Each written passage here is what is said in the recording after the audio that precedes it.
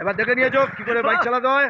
আসলে স্পিডে চালাতে গিয়ে পেছনে চাকাটা আরে slip করছে। মারো ব্রেক চাচা। হ্যাঁ ওদের বাইকে পেট্রোল ভরে দাও, কাল সকালে দুজনে প্র্যাকটিস করবে। আচ্ছা হ্যাঁ। ম্যাডাম সব বুঝিয়ে দিয়েছি, প্রবলেম সলভ, আপনারা সব কিছু ভুলে যান। ভুলে যাবো মানে?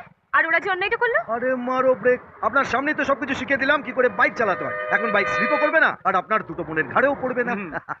আপনি কিন্তু ভুল শিক্ষা দিচ্ছেন, এর ফল কিন্তু একদিন আপনাকে পেতে হবে। কিসের ভুল শিক্ষা?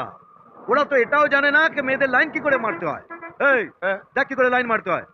ম্যাডাম আরে আরে আরে আসুন না। হ্যাঁ ধরুন এটা একটা বাস স্ট্যান্ড আর আপনি একটা স্টুডেন্ট বাসের জন্য অপেক্ষা করছেন, আর আমি হলাম কলেজের একটা বোকাটের ছেলে। এই লরি স্ট্যান্ড থেকে বাস স্ট্যান্ড পাবো। আহা ভাবুন না, 1 মিনিটের জন্য ভাবুন না। দেখুন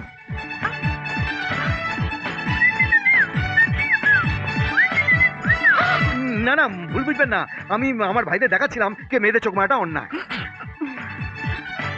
আমার ভাইরা তোমাদের চোখ মেরেছে? না না, বাস দেখলেন তো, আমার ভাইরা আপনার বোনেদের চোখ পর্যন্ত মারে, কিন্তু কিন্তু বেশিরভাগ ক্ষেত্রেই মেয়েদের লাইন মারাটা চোখ মারা দিয়েই শুরু হয়। আচ্ছা ভুলে যান ভুলে যান। আচ্ছা ধরুন আপনি অনেকক্ষণ ধরে বাস স্ট্যান্ডে দাঁড়িয়ে আছেন, বাস আসছে না, কি করবেন? কি করবো মানে? হেঁটে হেঁটে যাবো? একটু হাঁটুন হাঁটুন হাঁটুন হাঁটুন। হঠাৎ হাঁটবো কেন? আরে আমি আমার ভাইদের দেখাতে চাই যে মেয়েদের লাইন কি করে মারতে হয়। হাঁটুন না, একটু হাঁটুন। আরে হাঁটুন না। রূপ তেরা আল্লাহ মস্তানা, রূপ তেরা ইয়া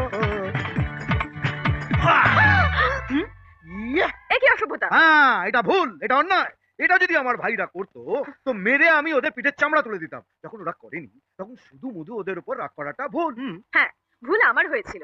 আপনাকে ভদ্রলোক ভেবে আপনার কাছে এসেছিলাম, ভেবেছিলাম আপনি এদের উচিত শিক্ষা দেবেন। এদের উচিত শিক্ষা নয়, আপনাকে উচিত শিক্ষা দেওয়া দরকার। আমাকে কি শিক্ষা আগে দেবেন? কলেজে ছেলেরা মেয়েদের পেছনে পড়বে আর মেয়েরা ছেলেদের পেছনে পড়বে, এই সত্যটা যদি মেনে নিতে না পারেন তাহলে বোনেদের কলেজে পাঠাবেন না, বাড়িতে একটা টিচার রেখে পড়াশোনাটা কমপ্লিট করিয়ে দিন। আর আরেকটা কথা, টিচারটা একটু বয়স্ক রাখবেন, ইয়াং হলে পরে আবার চলুন। চল। তোর কথা শুনে দেবদূত বাবুকে তো বিচিত্র চরিত্র মানুষ বলে মনে হচ্ছে। ভাইদের ভুল শুধরে না দিয়ে তাদের আবার আশকারা দিচ্ছেন। সত্যি ভদ্রলোক কেমন যেন অদ্ভুত। কখনো আবার অন্যায়ের প্রতিবাদ করেন, কখনো অন্যায়কে প্রশ্রয় দেন। ওনার এই লোফার ভাই দুটোকে যখন জেমস বলে গর্ব করছিলেন না, রাগ এবার মাথাটা গরম হয়ে যাচ্ছে। তোর কথা না আমি একদম বুঝি না। একবার বলছিস তোর তার উপরে রাগ হয়েছে, আবার বলছিস মানুষটা খুব ভালো দয়ালু। ব্যক্তিগতভাবে আমার ওনাকে ভালোই লাগে, কিন্তু ওই যখন ওই ভাইদের প্রশংসা করে তখন আমার ওকে সহ্য হয় না। আর এক পেক নেবো নাকি? না না, বেশি খাওয়া হয়ে গেলে দাদা বুঝে যাবে। ওরম একটা ড্রাইভার দাদাকে তোরা পাত্তা দিস নাকি? হ্যাঁ এই দাদা শখ করে ড্রাইভারি করে, দাদার 40টা লরি আছে। হ্যাঁ তোর দাদা ছিল গাড়ির খালাসি, এখন মালিক হয়েছে।